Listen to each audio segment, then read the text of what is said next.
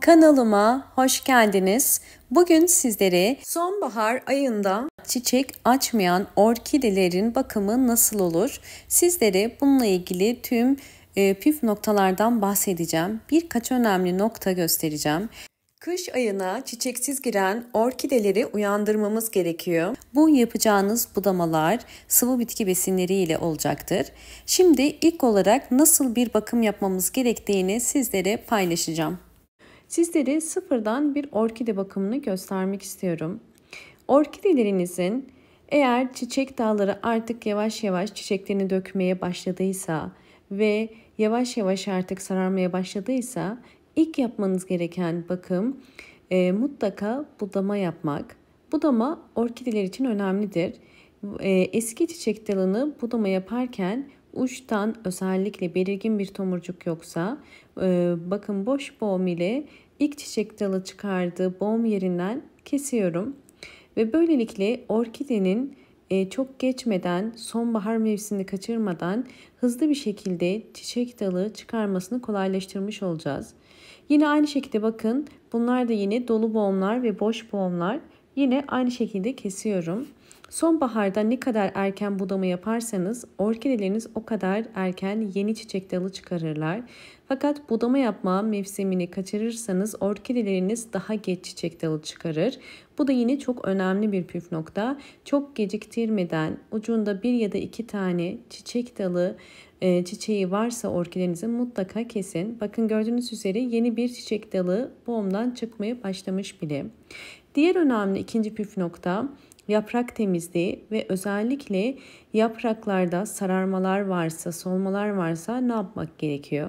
Alt yapraklardaki sararmalar çok normal. Orkidenin eski yaprakları sararmaya başlar, yani yaşlandığını gösterir. Bu şekilde orkideye zarar vermeden yapraklarını koparabilirsiniz.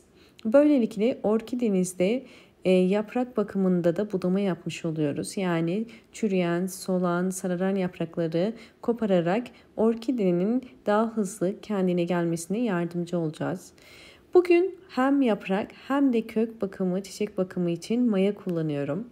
Orkidelerde maya önemli. Orkidelerinize maya verebilirsiniz. Evet, sıvı bitki besini için bir tatlı kaşığı dolusu kuru mayayı bakın 1 litre suyun içerisine koyacağım.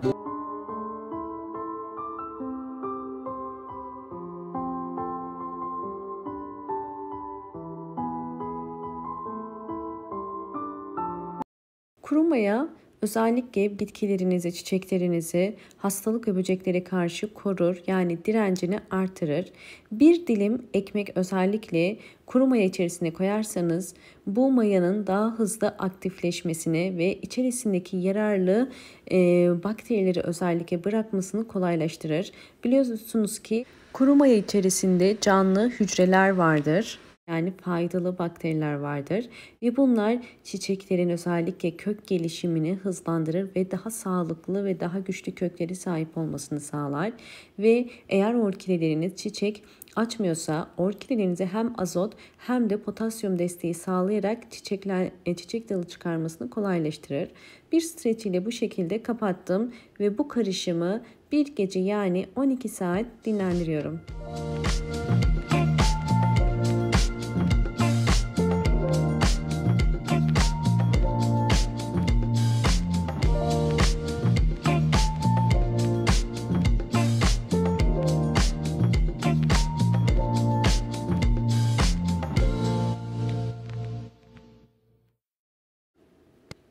Evet, artık kuru maya karışımımı koydum ve üzerine 2 katı su koyacağım.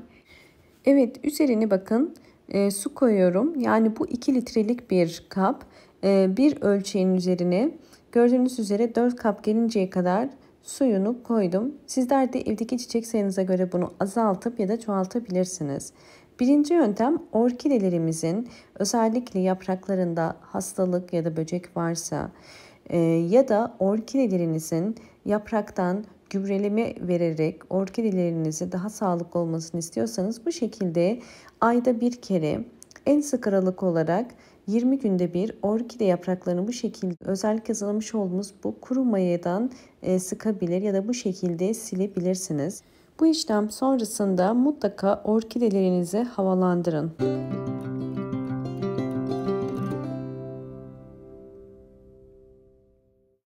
İkinci yöntem ise orkidelerimize hazırlamış olduğumuz bu mayalı sudan bir çay bardağı kadar döküyorum. Yani 70 milim kadar mayalı sudan her bir saksı için kullanabilirsiniz. Bu gübreyi 20 günde bir orkidelerinize sıvı bitki besini olarak verebilirsiniz. Böylelikle orkideleriniz hızlı bir şekilde çiçek açacaktır.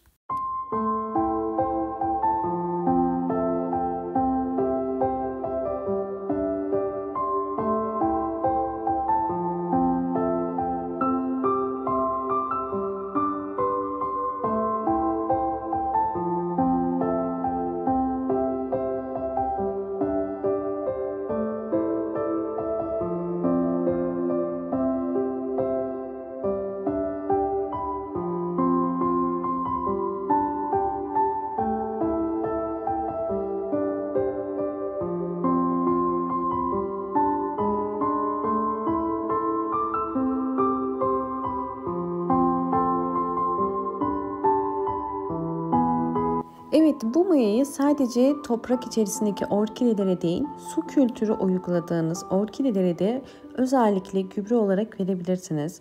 Düzenli olarak bu gübreleri su kültüründeki orkidelere verirseniz bol bol yeni aktif kökler çıkarmasını kolaylaştırır. Su kültüründeki orkidelere de yine 8 yemek kaşığı kadar suyunun içerisine ilave edip bir gece bekletebilirsiniz.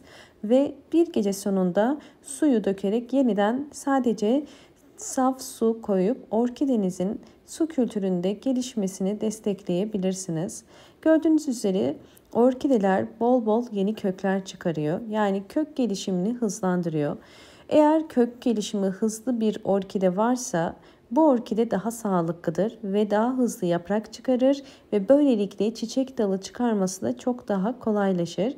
Bu yüzden bu tarz gübreleri mutlaka orkidelerinize vermeyi unutmayın.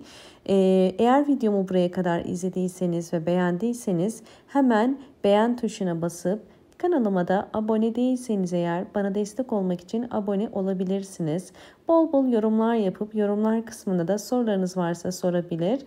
Ve eğer videolarımdan haberdar olmak istiyorsanız zil sesini de açık konuma getirmeyi unutmayın. Hoşça kalın, sağlıkla kalın.